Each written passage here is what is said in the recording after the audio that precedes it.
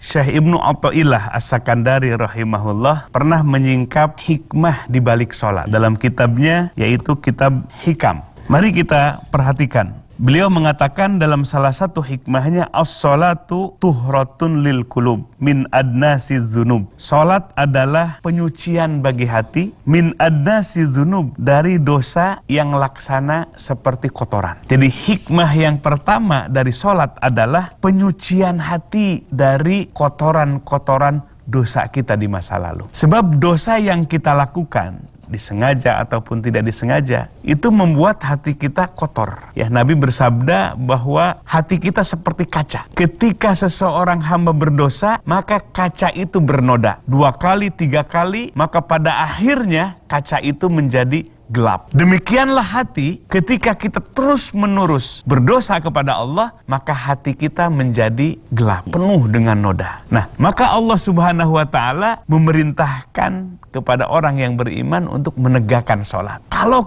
sholat kita benar menurut fikih dan benar menurut tasawuf, maka kita akan memetik hikmah yang pertama. Jadi dengan sholat itu, tuhratun lil qulub, akan membersihkan hati. Dosa-dosa kita itu akan dibersihkan oleh Allah dari hati kita. Dosa itu laksana kotoran, maka lewat sholat Allah bersihkan. Ini kenikmatan dari Allah Subhanahu wa ta'ala. Kita di masa lalu banyak melakukan perbuatan dosa, di samping bertobat kepada Allah, ternyata lewat sholat yang benar menurut fikih, sholat yang benar menurut ilmu tasawufnya, hudurul qalbi ma'allah, hadirnya hati bersama Allah, maka membuat dibersihkannya hati kita dari kotoran dosa-dosa kita di masa lalu. Ya, kita tidak akan mampu menghitung dosa-dosa kita, kesalahan-kesalahan kita dari mulai balik sampai pagi hari ini. Maka kita berharap kepada Allah, dengan sholat maka akan mampu membersihkan noda-noda dari hati kita, kotoran-kotoran dari hati kita. Maka beninglah hati kita, bersihlah hati kita dengan pelaksanaan sholat. Ini adalah hikmah yang pertama.